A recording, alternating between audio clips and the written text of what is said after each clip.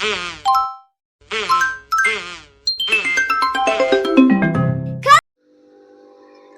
అండి, అందరూ ఎలా ఉన్నారు? బాగున్నారా?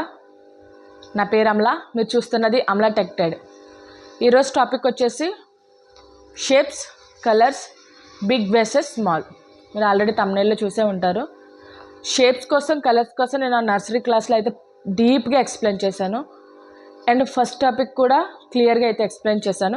ఇన్కేస్ ఆ వీడియోస్ కానీ ఎవరైనా చూడకపోతే నేను కింద డిస్క్రిప్షన్లో లింక్స్ ఇస్తాను, ఒకసారి వెళ్ళి చూడండి. ఇక్కడ ఎల్కేజీలో shapes, colours and big versus small, ఈ 3 టాపిక్స్ ఒకసారి ఎందుకు కవర్ చేశానంటే, షేప్స్, కలర్స్ నర్సరీ వాళ్ళకి చాలా డీప్గా ఎక్స్ప్లెయిన్ చేశాను. రోజుకు ఒక వీడియోలా చేశాను. సో ఆ వీడియోస్ ఒకసారి చూడండి. ఇక్కడ నేను జస్ట్ బేసిక్ పాయింట్స్ చెప్తున్నాను అంతే, ఎందుకంటే అక్కడ డీప్గా ఎక్స్ప్లెయిన్ చేశాను కాబట్టి ఆ వీడియో మీరు ఒకసారి చూస్తే మీకు ఒక అర్థమవుతుంది. అందుకనే నేను ఇది జస్ట్ కాన్సెప్ట్ చెప్పేసి బిగ్ వర్సెస్ స్మాల్కి అయితే వెళ్ళిపోయాను. ఓకేనా? ఇప్పుడు బిగ్ వర్సెస్ స్మాల్, ఈ కాన్సెప్ట్ చాలా ఇంపార్టెంట్. ఎందుకంటే మనం ఏది చెప్పాలన్నా, ఏది చేయాలన్నా సరే మనం దాని సైజుని చూసే చెప్తాం, అవునా కదా?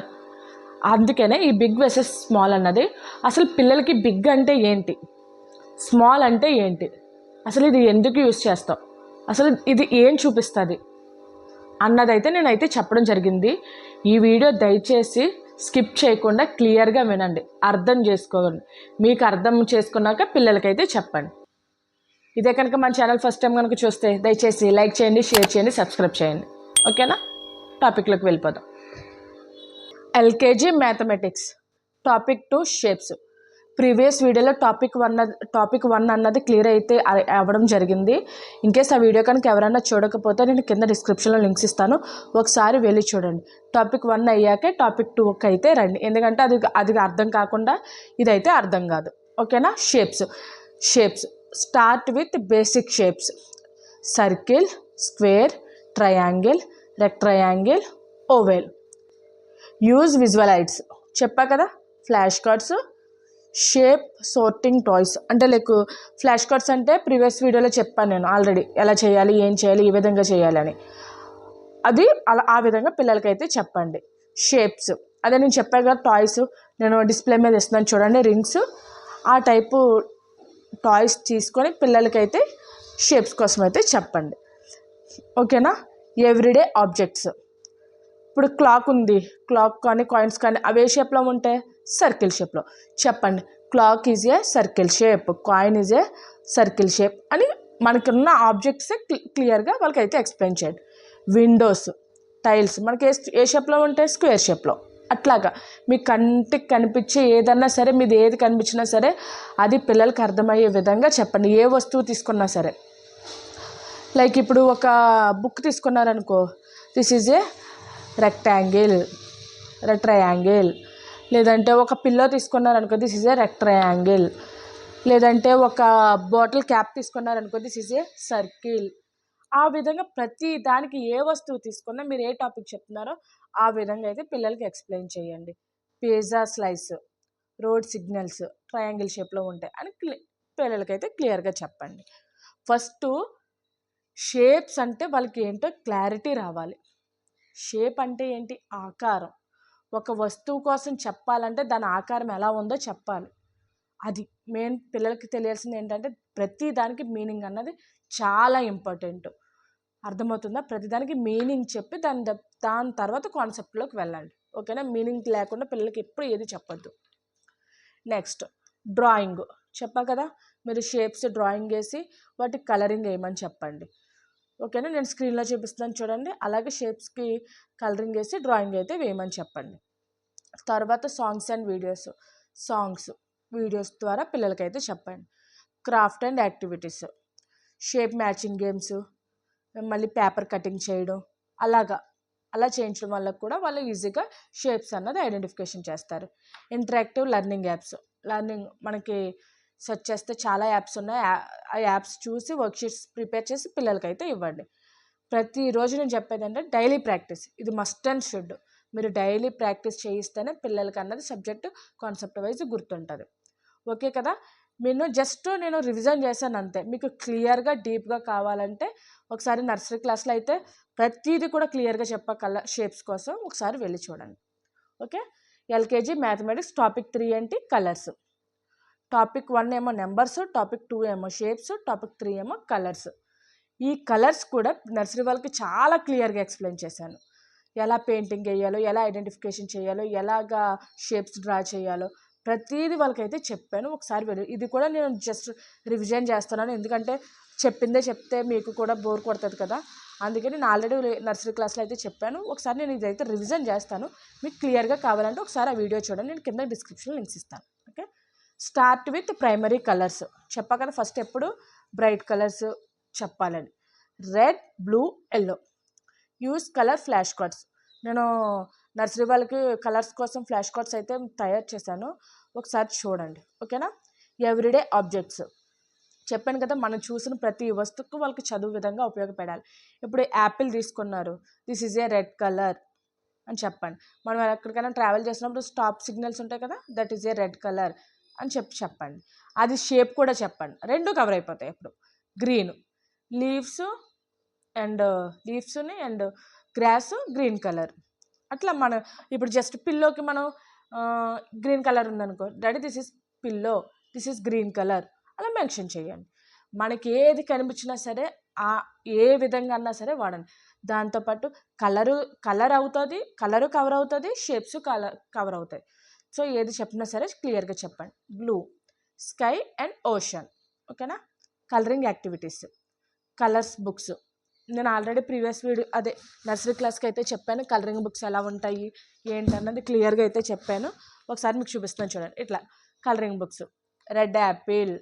Red tomato, green leaf, pink frock, yellow lemon, orange colour, blue balloon, purple blanket, brown teddy bear, white milk, grey cat, black shoes, light green Goa.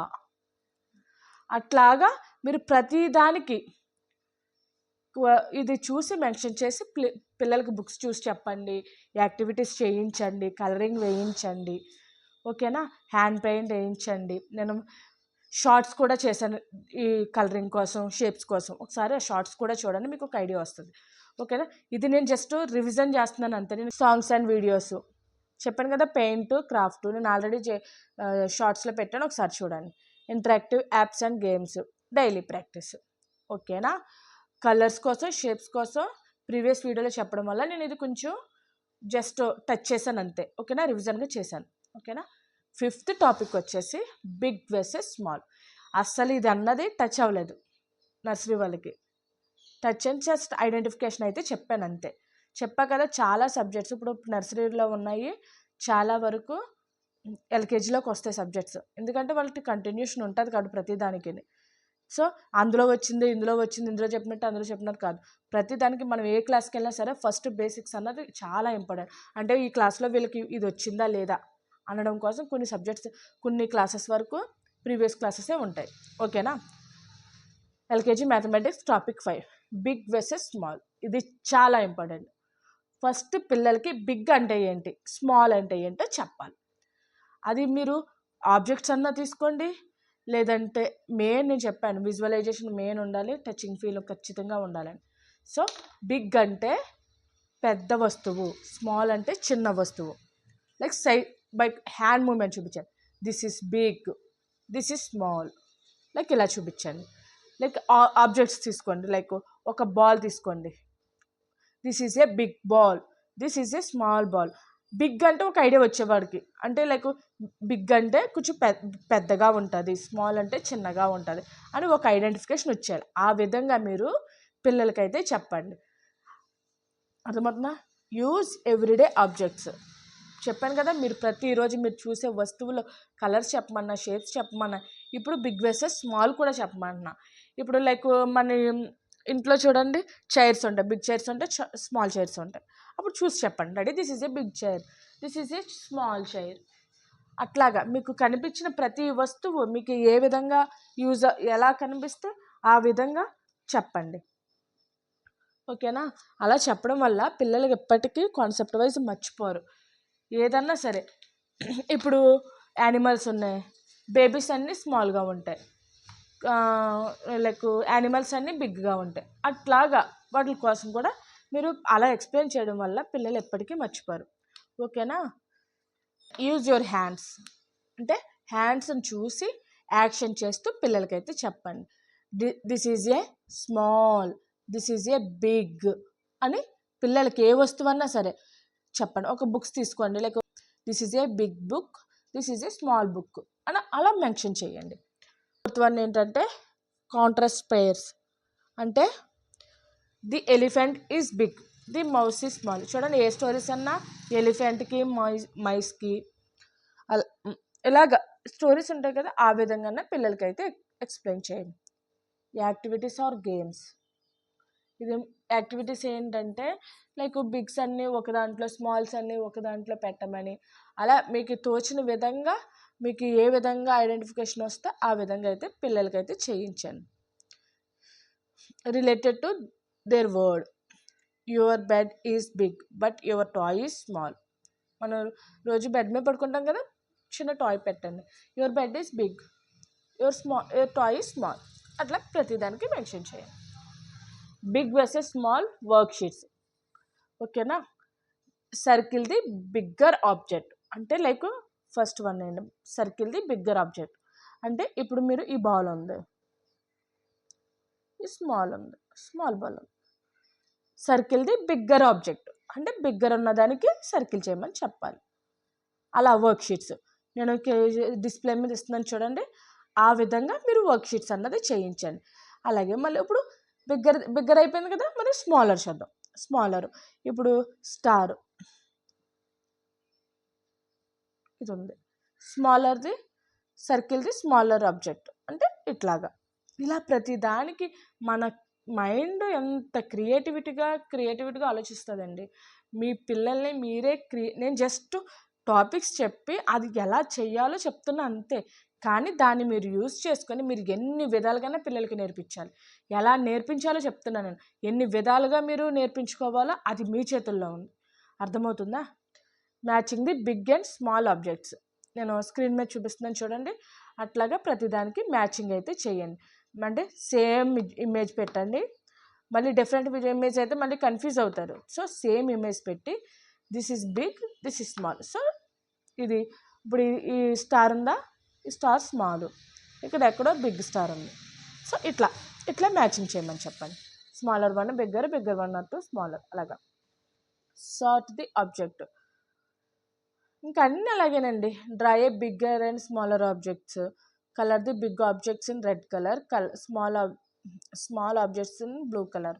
అంటే లైక్ ఇప్పుడు స్టార్ కానీ, బాల్ కానీ, సమ్ ఓవెల్ షేప్ కానీ ఇట్లా ఉన్నాయా, ఇది మనం మళ్ళీ బాల్ బిగ్ వేస్తాం, మళ్ళీ ఎగ్ ఓవెల్ షేప్ బిగ్ వేస్తాం, స్టార్ బిగ్ వేస్తాం. అప్పుడు దీనికేమో రెడ్ కలర్, దీనికేమో బ్లూ కలర్. అలాగా. లేదంటే మన ఇష్టం ఏదన్నా సరే, నేను జస్ట్ రాశాను, మీరు అది చూసి ఎన్ని ప్రాక్టీస్ చేయాలో అయితే అన్ని ప్రాక్టీస్ అయితే చెయ్యండి. అర్థమైంది కదా ఈరోజు concept? Big versus small, colouring, colours, shapes. మీకు కావాలంటే ప్రీవియస్ వీడియోలోకి వెళ్ళి ఒకసారి చూడండి. ఓకేనా? స్మాల్ వర్సెస్ బిగ్, ఇది చాలా ఇంపార్టెంట్.